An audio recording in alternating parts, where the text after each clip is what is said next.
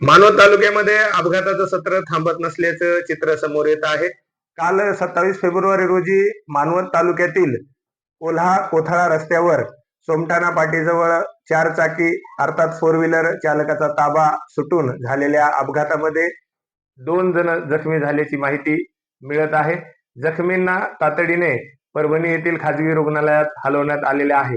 याबाबत थोडक्यात माहिती अशी की तालुक्यातील नरळद येथील विश्वजित रमेश तुपसमुद्रे, प्रतीक तानाजी जोंधळे आणि नागेश सुरेश तुपसमुद्रे हे 3 युवक MH 14 CX 6795 या कारमधून प्रवास करत होते. त्यांची कार सोमठाणा पाटीजवळ आली असता चालकाचा कारवरील ताबा सुटल्याने गाडी बाजूच्या रस्त्याला उलटली आणि या अपघातामध्ये विश्वजित रमेश तुपसमुद्रे आणि प्रतीक तानाजी जोंधळे हे 2 युवक जखमी झालेले आहेत. या दोन्ही युवकांना सुरुवातीला मानवत येथील स्थानिक रुग्णालयामध्ये उपचारासाठी दाखल करण्यात आले होते. त्यानंतर जखमा गंभीर असल्याने त्यांना परभणी येथील खाजगी रुग्णालयात हलवण्यात आलेलं आहे.